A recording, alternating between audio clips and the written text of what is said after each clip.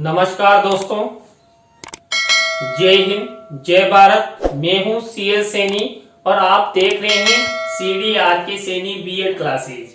देखिए, इस चैनल के माध्यम से आप सभी को पाठ योजनाओं का निर्माण करना बताया जा रहा है कि आप अपने शिक्षण विषयों पर किस तरह कौन कौन से सोपानों का प्रयोग करते हुए किस प्रकार की प्रक्रिया आपको प्रयोग करनी है, किस तरह के प्रश्न आपको बनाने होते हैं, कौन कौन से प्रस्तुतिकरण के अंतर्गत शिक्षण बिंदु लिए जाते हैं, किस तरह बोध प्रश्न किए जाते हैं, कितने किए जाते हैं, कैसे किए जाते हैं, गृह कार्य और मूल्यांकन प्रश्न किस तरह के होने चाहिए, उनमें क्या प्रक्रिया अपनानी है, किस प्रकार के मिनिचरों का उपयोग आपको करना है, तो इन सब के बारे में हमारे चैनल के माध्यम से आपको बताया जा रहा है।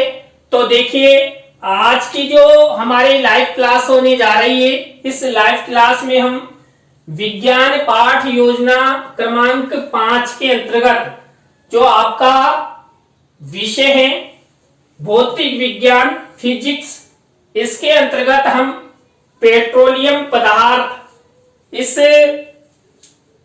टॉपिक का चयन करते हुए आपको इस पर संपूर्ण पाठ योजना का निर्माण करना बताएंगे। तो आप सब बने रहें हमारे साथ, हमारे चैनल के साथ। और यदि आप हमारे चैनल पर पहली बार आए हैं तो सबसे पहले हमारे चैनल को सब्सक्राइब करें और पास ही बने बेल आइकन को जरूर दबा देवे। देखिए, हम जब विज्ञान आधारित पाठ योजना का निर्माण करते हैं तो सबसे पहले शामपट पूर्ति का निर्माण करते हैं। शामपट पूर्ति के अंतर्गत वही विद्यालय का नाम, कक्षा, दिनांक, विषय, कालांश का समय। और देखिए, यहाँ पर जब पाठ योजना का निर्माण करते हैं तो आपको विशेष ध्यान रखना है। देखिए, आप साइंस के स्टूडेंट हैं तो आप भौतिक विज्ञान लेते हैं, रसायन विज्ञान लेते हैं या आप जीव विज्ञान लेते हैं, तो वह उप विषय आपको लिख देना है।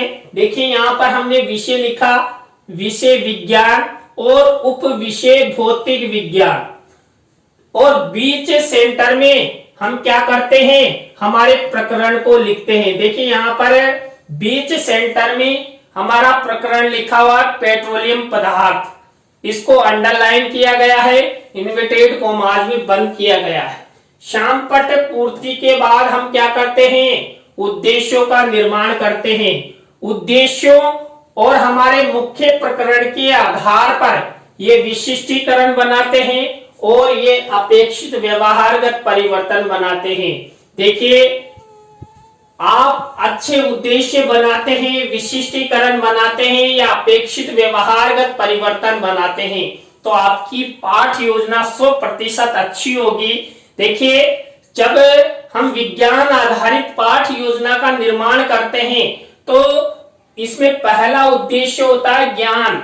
अब ज्ञान आधारित ये विशिष्टीकरण बनाए जाते हैं और इस तरह ये अपेक्षित व्यवहारगत परिवर्तन बनाए जाते हैं। इसी तरह अवबोध से रिलेटेड ये विशिष्टीकरण बनाए जाते हैं और ये अपेक्षित व्यवहारगत परिवर्तन बनाए जाते हैं। तो ये हमारा पहला और दूसरा उद्देश्य हुआ। इसी तरह हमारा 3rd नंबर का उद्देश्य है ज्ञानोपयोगी। ज्ञानोपयोगी से रिलेटेड ये विशिष्टीकरण और ये अपेक्षित व्यवहारगत परिवर्तन। देखिए, जब आप साइंस आधारित लेसन प्लान का निर्माण करते हैं तो आपको 1 से 2 विशिष्टीकरण बनाने होते हैं और 2 से 3 ये अपेक्षित व्यवहारगत परिवर्तन बनाने होते हैं। इसमें आपको विशेष आपके जो उद्देश्य है इसको ध्यान रखना होता है और जो हमारा मुख्य प्रकरण है इसको ध्यान में रखना होता है। इसी तरह नेक्स्ट 4थे नंबर का उद्देश्य है कौशल। अब कौशल से रिलेटेड ये विशिष्टीकरण और ये अपेक्षित व्यवहारगत परिवर्तन, ये 4 उद्देश्य हमारे हुए। 5th नंबर का उद्देश्य है अभिरुचि। अभिरुचि से रिलेटेड, ये विशिष्टीकरण, ये अपेक्षित व्यवहारगत परिवर्तन। इसके बाद 6 नंबर का उद्देश्य अभिवृत्ति, अभिवृत्ति से रिलेटेड ये विशिष्टीकरण और ये अपेक्षित व्यवहारगत परिवर्तन। इस तरह आपको 6 उद्देश्यों का निर्माण करना है। 6 उद्देश्यों के बाद हम कक्षा शिक्षण सहायक सामग्री का कॉलम बनाते हैं। कक्षा शिक्षण सहायक सामग्री 2 प्रकार की होती है, सामान्य और विशिष्ट। आपको मेन विशिष्ट शिक्षण सहायक सामग्री पर ध्यान देना होता है, क्योंकि सामान्य शिक्षण सहायक सामग्री तो हमारे पास रहती है, लेकिन विशिष्ट शिक्षण सहायक सामग्री का हमें निर्माण करना होता है। इसके अंतर्गत हम चार्ट, चित्र, मॉडल, प्रतिकृति आदि का निर्माण करते हैं। तो जो यहाँ पर पेट्रोलियम पदार्थ है, इस पेट्रोलियम पदार्थ प्रकरण के अंतर्गत हम क्या करेंगे, जो विशिष्ट शिक्षण सहायक सामग्री है उसके अंतर्गत चार्ट और चित्र का निर्माण करेंगे। इसके बाद पूर्व ज्ञान का कॉलम होता है कि छात्र पेट्रोलियम पदार्थ के बारे में सामान्य जानकारी रखते हैं। इसी तरह देखिए जो शिक्षण बिंदु होते हैं, यहाँ पर जो पाठ योजना का निर्माण करते हैं, इस पाठ योजना में हम 3 शिक्षण बिंदु बनाते हैं और किसके अंतर्गत, प्रस्तुतिकरण के अंतर्गत। तो तीनों शिक्षण बिंदु देखिए यहाँ पर मैंने लिख दिए हैं। पहला शिक्षण बिंदु पेट्रोलियम पदार्थों का निर्माण कैसे होता है, पेट्रोलियम पदार्थों का शोधन किस प्रकार कहां पर किया जाता है और पेट्रोलियम पदार्थों का उपयोग कहां कहां कौन कौन से परिवहन के साधनों में किया जाता है। तो यहाँ तक की प्रक्रिया आपको अपनानी है और यहाँ तक की प्रक्रिया अपनाने के बाद हमारी मुख्य पाठ योजना शुरू होती है। जो हमारा पहला शिक्षण बिंदु है प्रस्तावना, इससे शुरू होती है। इसके अंतर्गत जो हम प्रस्तावना के प्रश्न बनाते हैं ये सरल होने चाहिए, संक्षिप्त होने चाहिए, सरल से कठिन की ओर शिक्षण सूत्र पर आधारित होने चाहिए। और देखिए जो प्रस्तावना के प्रश्न है ये छात्रों के पूर्व ज्ञान पर आधारित होने चाहिए और जो छात्रों से उत्तर मिले उसी उत्तर से हमेशा प्रश्न बनना चाहिए। तो यहाँ पर देखिए जो हमने पेट्रोलियम पदार्थ ये हमारा प्रकरण लिया है, इससे रिलेटेड प्रस्तावना के प्रश्न कैसे बनाए हैं। पहला प्रश्न देखिए, इस पृथ्वी पर सबसे श्रेष्ठ जीव किसे माना गया है, बुद्धिमान प्राणी किसे माना गया है, तो मानव को माना गया है। अब इसी मानव से अगला प्रश्न बनना चाहिए, बना हुआ है। देखिए मानव एक स्थान से दूसरे स्थान पर जाने हेतु कौन कौन से परिवहन के साधनों का प्रयोग करता है, वह रेल का, बस का, मोटरसाइकिल आदि का प्रयोग करता है। किसके लिए, एक स्थान से दूसरे स्थान पर जाने हेतु। अब इन्हीं जो ये उत्तर मिला इसी उत्तर से अगला प्रश्न बनेगा। यहाँ पर रेल, बस एवं मोटरसाइकिल किनसे चलती है, किससे चलती है, डीजल एवं पेट्रोल से चलती है। तो यहाँ पर डीजल एवं पेट्रोल से ही हमारा अगला प्रश्न बनना चाहिए। डीजल एवं पेट्रोल क्या कहलाते हैं, ये पेट्रोलियम पदार्थ कहलाते हैं। और इसी से अगला प्रश्न बन गया कि पेट्रोलियम पदार्थों के बारे में आप क्या क्या जानते हैं। देखिए जब आप साइंस की पाठ योजना बनाते हैं ना, तो मेन आपकी प्रस्तावना के प्रश्न, और मैंने आपको बता ही दिया आपको किन किन बातों का ध्यान रखना है। तो यहाँ पर अभी जो हमने प्रस्तावना के प्रश्न बनाए थे, देखिए इनमें प्रश्नों में संक्षिप्तता है, छात्रों के पूर्व ज्ञान पर आधारित है, सरल से कठिन की ओर लाया गया है। हमारा अंतिम प्रश्न समस्यात्मक है। देखिए आप 3 से 5 प्रश्न बना सकते हैं। तो ये इस तरह आपको प्रस्तावना के प्रश्न बनाना है। प्रस्तावना के प्रश्नों के बाद हमारा द्वितीय सोपान आता है उद्देश्य कथन। देखिए उद्देश्य कथन में क्या करते हैं, जो संबंधित प्रकरण है इसके बारे में छात्रों को बताते हैं उद्देश्य के रूप में। तो बच्चों आज हम सब पेट्रोलियम पदार्थों के बारे में विस्तार पूर्वक अध्ययन करेंगे। पेट्रोलियम पदार्थों के बारे में आपको बताएंगे कि पेट्रोलियम पदार्थों का निर्माण कैसे होता है, पेट्रोलियम पदार्थों का शोधन कैसे होता है और पेट्रोलियम पदार्थों के क्या क्या उपयोग है। तो इन सब के बारे में आज की क्लास में हम आपको बताएंगे। तो इस तरह आपको ये उद्देश्य कथन करना है। उद्देश्य कथन हम चित्र के माध्यम से भी कर सकते हैं। यदि आप चित्र के माध्यम से करते हैं तो आपको शिक्षण सहायक सामग्री के कॉलम में इस तरह का मिनीचर लगाना होगा। इसके बाद हमारी थर्ड स्टेप आती है प्रस्तुतिकरण की। देखिए थर्ड शिक्षण बिंदु प्रस्तुतिकरण। अब यहाँ पर मैंने आपको 3 शिक्षण बिंदु बताए थे।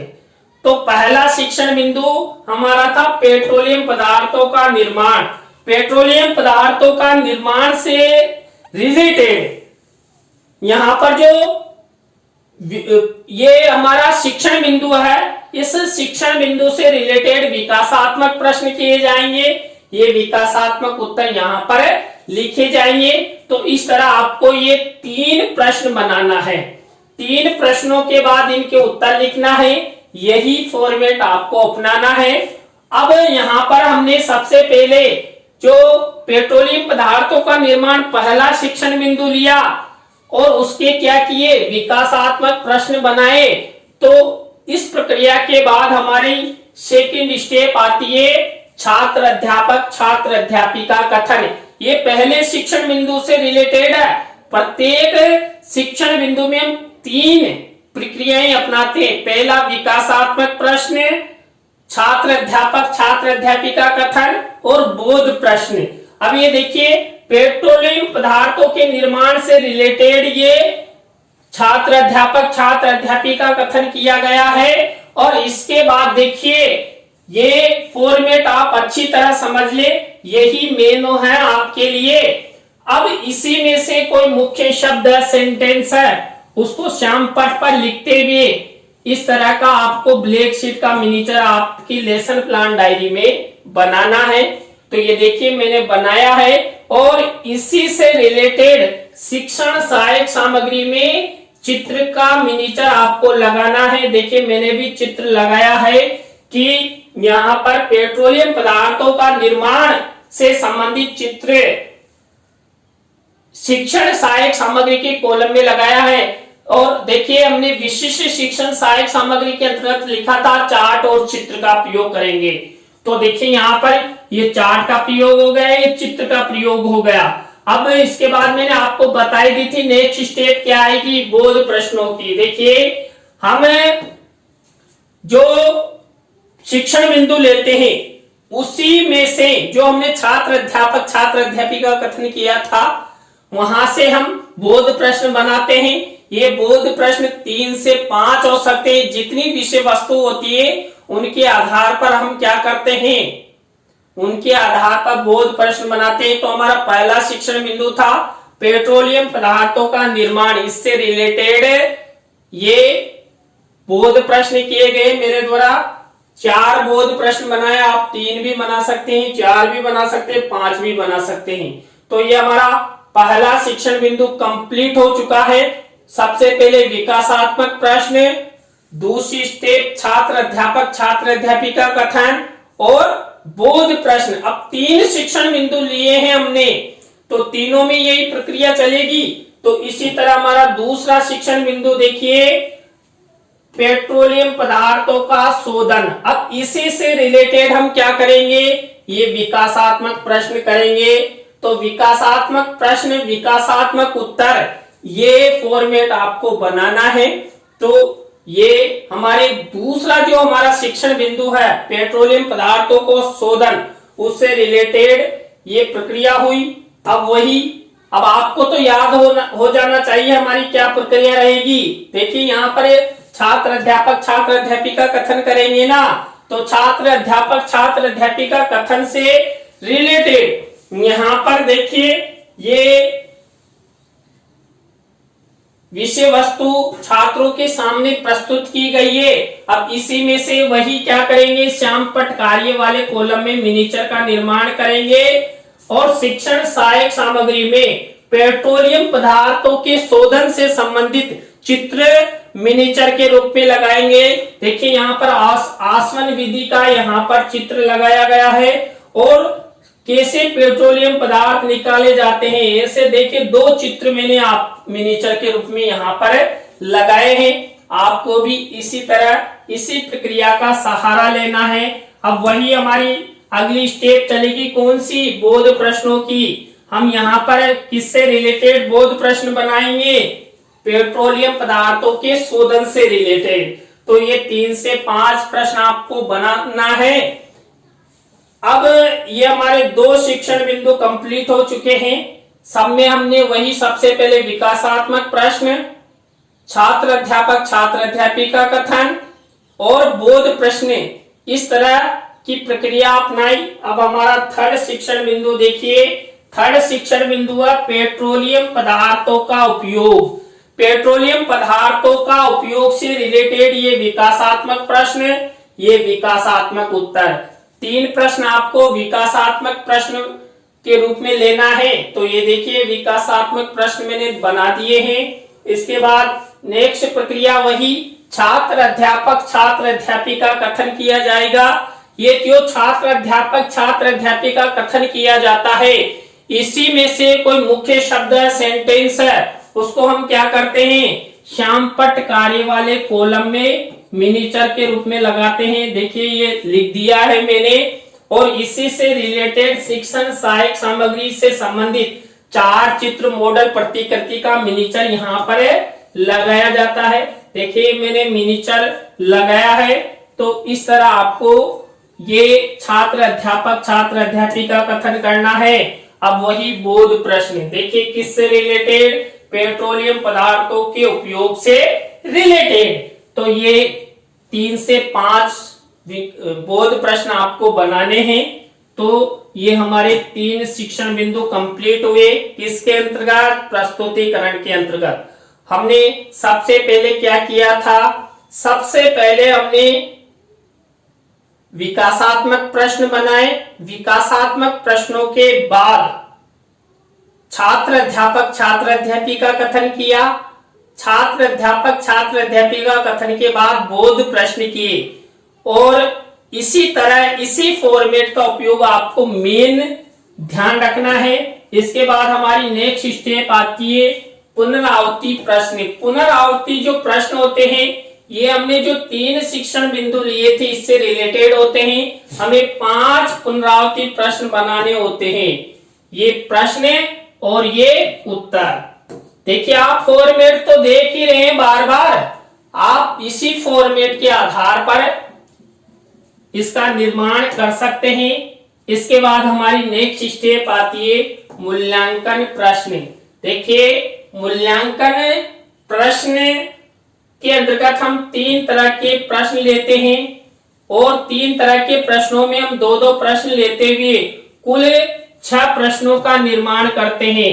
अब देखिए यहाँ पर पहला वस्तुनिष्ठ से संबंधित है, दूसरा रिक्त स्थानों से रिलेटेड है और 3rd नंबर का जो लघुत्रात्मक अति लघुत्रात्मक से रिलेटेड होते हैं वो प्रश्न है। आप यहाँ पर सत्य असत्य से रिलेटेड भी प्रश्न ले सकते हैं।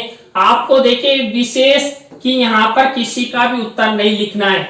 जब कक्षा कक्ष में या आप फाइनल लेसन में इसका प्रस्तुतिकरण करते हैं, किसका, मूल्यांकन प्रश्नों का छात्रों से पूछते हैं, तो उनसे पूछ कर ही क्या किया जाता है, इनके उत्तर लिखा जाता है। तो आपको तो पाठ योजना डायरी में इस तरह का ब्लैक शीट का मिनिएचर बनाना है। सिल्वर कलर के पेन से ये मूल्यांकन प्रश्न बना देना है। नेक्स्ट स्टेप आती है हमारी गृह कार्य की, होमवर्क की। होमवर्क में क्या करते हैं, वही श्यामपट्ट कार्य वाले कॉलम में क्या करते हैं, ब्लैक शीट का निर्माण करते हैं। और ब्लैक शीट का निर्माण करते हुए हम एक निबंधात्मक प्रश्न छात्रों को होमवर्क के लिए देते हैं। 1 भी दे सकते हैं, 2 भी दे सकते हैं। तो ये इस तरह आपको पेट्रोलियम पदार्थ पर आधारित आज जो हमने पाठ योजना बताई वो पूरी होती है। तो आज की पाठ योजना की क्लास आपको कैसी लगी कमेंट्स में हमें जरूर बताएं। अच्छी लगी हो तो लाइक करें, कमेंट्स करें और शेयर जरूर करें। दोस्तों आपका सपोर्ट ही हमारे लिए मनोबल है और आप सपोर्ट करेंगे तो हम इसी तरह आपका और अधिक सहयोग करते रहेंगे। इसी तरह नई पाठ योजना के साथ हम आपसे फिर मिलेंगे CDRK Saini BEd classes YouTube channel पर। जय हिंद, जय भारत, राम राम सा।